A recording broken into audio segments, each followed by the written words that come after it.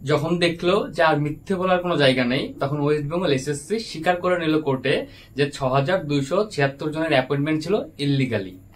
তো welcome to my channel. আজকের এই ভিডিওতে আমরা আলোচনা করে দেখব যে কেন কোর্ট প্রায় ২৬,০০০ শিক্ষক এবং নন টিচিং স্টাফদের অ্যাপয়েন্টমেন্ট অর্থাৎ চাকরি কেন বাতিল করলো।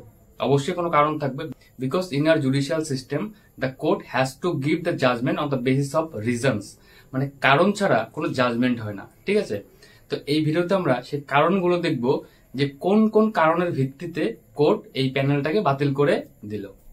এই কেসটা 2016 সালে ফাইল করা হয় এবং প্রথম ফাইল করা হয় ক্যালকাটা হাইকোর্টে। বৈশাখী ভট্টাচার্য নামে একজন ক্যান্ডিডেট ছিল, যিনি কিনা অন্যান্যদের সঙ্গে মিলিত হয়ে একটা রিট পিটিশন ফাইল করে ক্যালকাটা হাইকোর্টে টু চ্যালেঞ্জ দ্য অ্যাপয়েন্টমেন্টস। এবার এই কোর্টে যে সিবিআই ইনভেস্টিগেশন ডিরেক্ট করেছিল ক্যালকাটা হাইকোর্ট, তো সিবিআই তার রিপোর্টে প্রায় 17 অর্থাৎ 17 রকমের ইররেগুলারিটিস ফ্রডকে তুলে ধরেছিল, যে সিস্টেমেটিক ভাবে এই 17 রকমের ফ্রড হয়েছিল। সেই জন্য ক্যালকাটা হাইকোর্ট এই অ্যাপয়েন্টমেন্টটাকেই পুরো ক্যান্সেল করে দিয়েছিল, অর্থাৎ বাতিল। তো তার পরবর্তীতে গিয়ে state of West Bengal supreme কোর্টের সাথে কি করে চ্যালেঞ্জ করে। তো চ্যালেঞ্জ করার পরে সুপ্রিম কোর্টও হাইকোর্টের রায়টাকে বহাল রাখে এবং এই অ্যাপয়েন্টমেন্টটাকে পুরোপুরি ক্যান্সেল করে দেয়।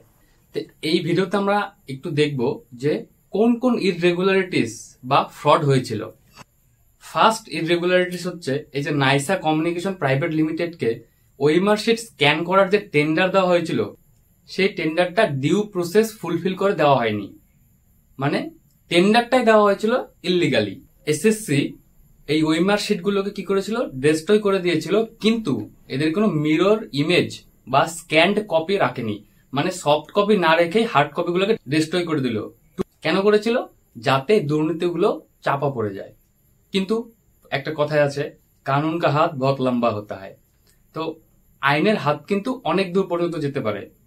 তো আইন এই দুর্নীতিগুলোকে এক এক করে তুলে ধরেছে। সিবিআই যে তদন্ত করেছিল, সেই তদন্ততে কোনো ওএমআর শিটের স্ক্যান্ড কপি এসএসসির ওয়েবসাইটে পায়নি। মানে এসএসসি যখন হার্ড কপিগুলো ডেস্ট্রয় করলো, তার সেই ওএমআর শিটের স্ক্যান কপি এসএসসি তার ওয়েবসাইটে মেনটেন করে রাখেনি। সবচেয়ে হাস্যকর বিষয়, অ্যাপয়েন্টমেন্ট দেওয়া হয়েছিল ভ্যাকান্সির থেকেও বেশি, মানে ভ্যাকান্সি ছিল 1000, অ্যাপয়েন্টমেন্ট করে দিয়েছে 1200। এমন ব্যক্তিকে অ্যাপয়েন্টমেন্ট বা চাকরি দিয়ে দিয়েছে যাদের নাম মেরিট লিস্টে বা প্যানেল লিস্টেই ছিল না, মানে প্যানেল লিস্টে নাম যাদের নেই তারাও এখানে চাকরি পেয়ে গেছে। তারপরে যারা ব্ল্যাঙ্ক ওএমআর শিট, মানে ওএমআর শিটে কোনো কিছু লেখেইনি, কোনো প্রশ্নের অ্যান্সারই করেনি, তাদেরকেও অ্যাপয়েন্টমেন্ট করে দিয়েছে এসএসসি। ঠিক আছে, যেমন ভাগ্যশ্রী রয়, যে কিনা মাত্র 9টা প্রশ্নের অ্যান্সার করেছে। তো এই ধরনের যে ইররেগুলারিটিস গুলো হয়েছে, এই কারণে কিন্তু পুরো প্যানেলটাকে বাতিল করা হলো। আরো এইবার এই যে প্যানেল, এই প্যানেলের কাজ ছিল মেরিটের বেসিসে অ্যাপয়েন্টমেন্ট দেওয়া, কিন্তু এই প্যানেলটার একটা এক্সপায়ারি ডেট ছিল, নির্দিষ্ট সময় পর্যন্ত এই প্যানেলটা কার্যকরী হওয়ার কথা ছিল। কিন্তু প্যানেলটা এক্সপায়ারি হয়ে যাওয়ার পরে বিয়ন্ড এক্সপায়ারি এটা কি করেছে, পার্সনসদের অ্যাপয়েন্টমেন্ট দিয়ে দিয়েছে। ঠিক, আর সেই অ্যাপয়েন্টমেন্টস গুলো কিন্তু ভয়েড এন্ড ইররেগুলার, কারণ যে অ্যাপয়েন্টমেন্ট দিল তার কোনো অথরিটি ছিল না অ্যাপয়েন্টমেন্ট প্রোভাইড করার জন্য। Persons with lower rank were given the appointment, মানে যার র্যাঙ্ক নিচে ছিল সে আগে চাকরি পেয়ে গেল, যার র্যাঙ্ক নাম্বার ছিল 5 সে না পেয়ে গেল যার র্যাঙ্ক নাম্বার ছিল 50। এই ধরনের ইররেগুলারিটিস এর জন্য সুপ্রিম কোর্ট বাধ্য হয়ে পুরো প্যানেলটাকে বাতিল করে দিয়েছে। তো এই যে আমি যে কথাগুলো বললাম, এই কথাগুলো যেখান থেকে বললাম, মানে জাজমেন্ট কপির লিঙ্কটা আমি আমার এই ভিডিও ডেসক্রিপশনে দিয়ে দিব, তাহলে তোমরা যে কেউ গিয়ে চেক করে নিতে পারো। So thank you for watching this video.